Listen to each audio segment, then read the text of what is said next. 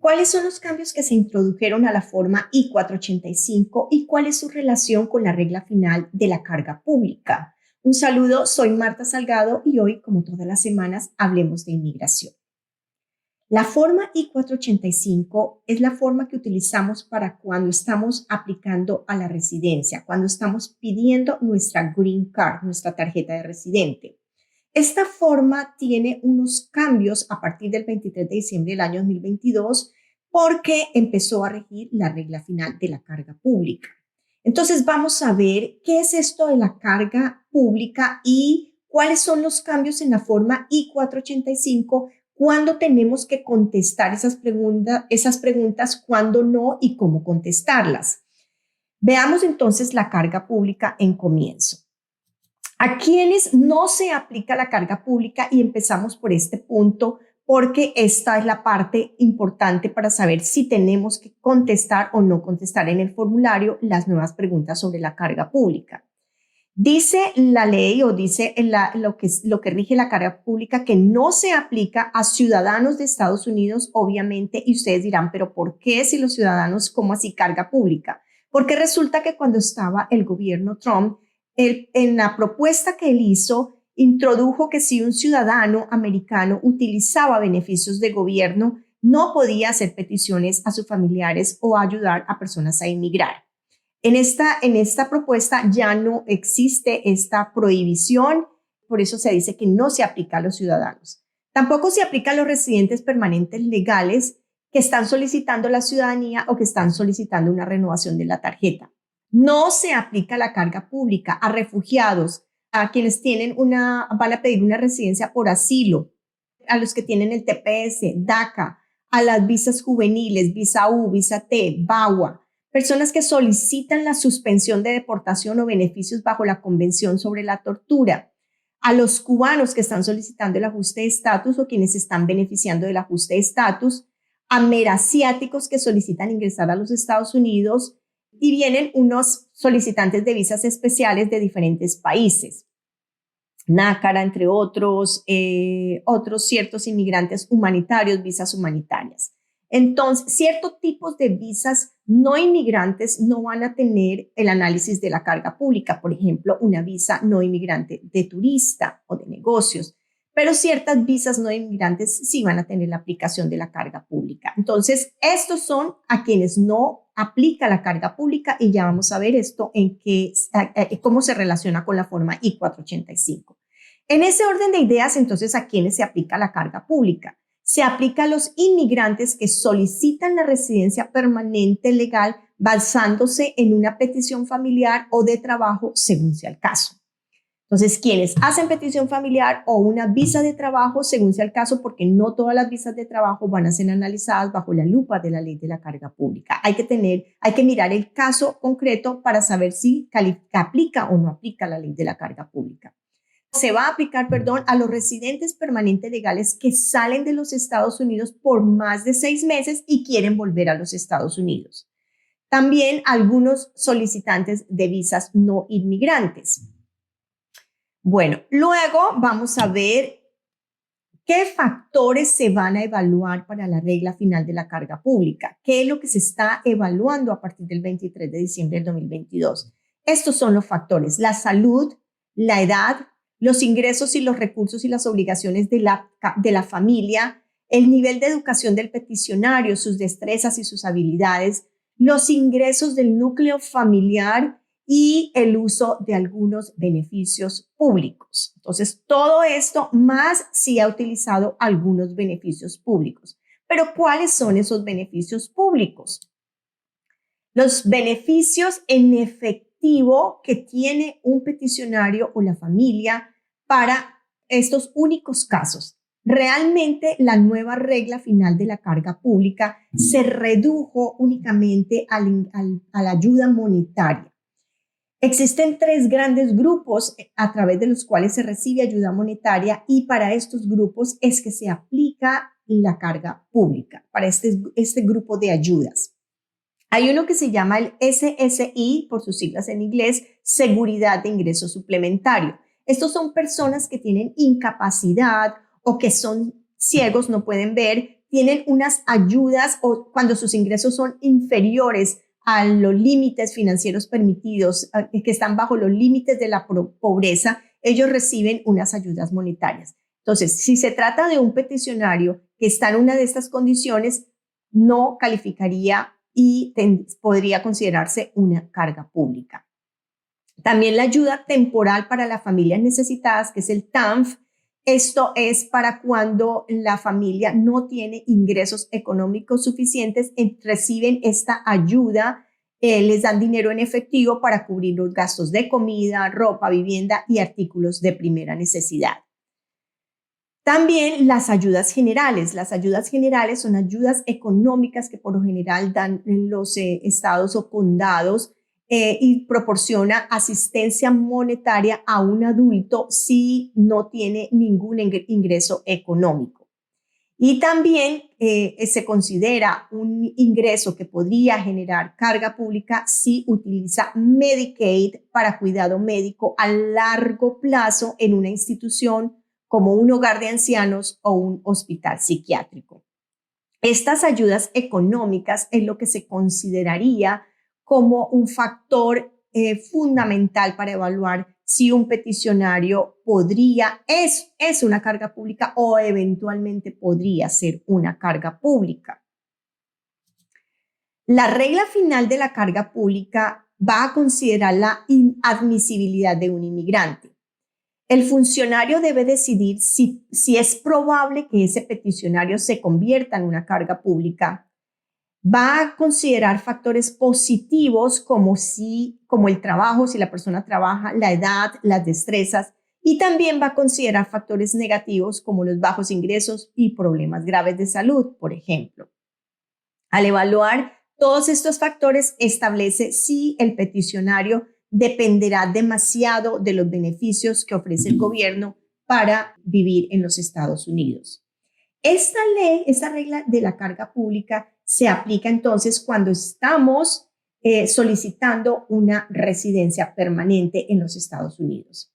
Y también en los consulados, en las entrevistas, van a evaluar si ese peticionario que está solicitando una visa de inmigrante o una visa no inmigrante en la que se tenga que evaluar la carga pública, si este peticionario podría eventualmente venir a los Estados Unidos y convertirse en una carga pública. Para esto, el funcionario evaluará estos factores de los que hemos hablado: salud, educación, edad, habilidades, destrezas, para poder saber si esta persona podría ser admisible o inadmisible por la regla final de la carga pública. Ahora, ¿qué es lo que tiene que ver esto entonces con la I-485? Para poder el funcionario de inmigración evaluar si una persona podría ser eventualmente una carga pública para el gobierno de los Estados Unidos, se formulan unas preguntas en la forma I-485, que es la que utilizamos para solicitar la residencia. Entonces, esta fue la modificación a la forma I-485. Esta modificación aparece en la parte 8, que son los factores de elegibilidad o inadmisibilidad cuando estamos solicitando la residencia. Está en la parte 8, específicamente en la página 13 y 14. Aquí tenemos que tener en cuenta, no se les olvide que cuando estamos diligenciando la forma I-485, tenemos que constatar que la edición sea la que corresponde a diciembre 23 del año 2022. De lo contrario, va a ser rechazada, a ser devuelta. Bueno, entonces veamos aquí en la parte 8, aquí específicamente vamos a tener la carga pública. Y la pregunta ¿es usted un sujeto a que probablemente sea inadmisible por carga pública?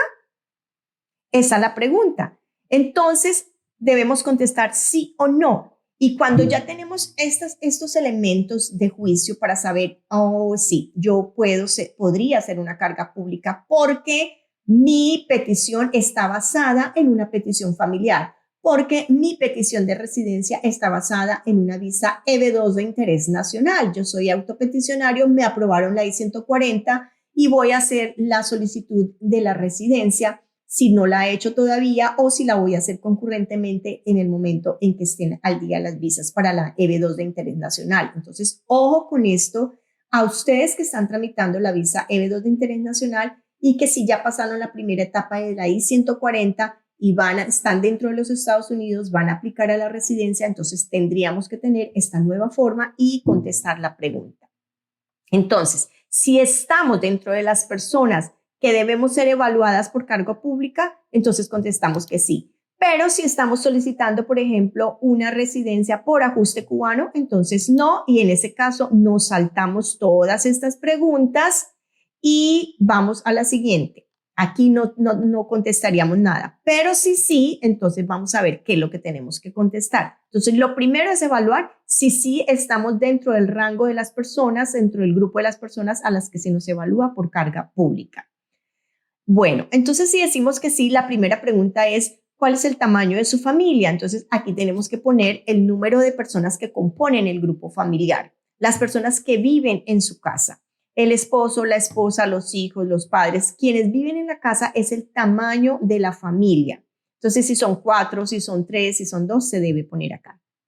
La siguiente pregunta dice, indique cuál es el ingreso anual de la casa, de la familia. Si son esposo y esposa, de los dos. Y aquí están los rangos en los que se debe poner cuál es el income de la familia. Aquí están de 0 a 27,000, de 27,001 a 2,000, etcétera. Ahí señalamos lo que corresponda. Luego la 64 dice, identifique el valor de los bienes de su casa, de su familia. Y aquí ponemos cuánto es el valor de nuestros bienes, de los bienes familiares, del grupo familiar. También están los rangos y aquí escogemos cuál sería el rango.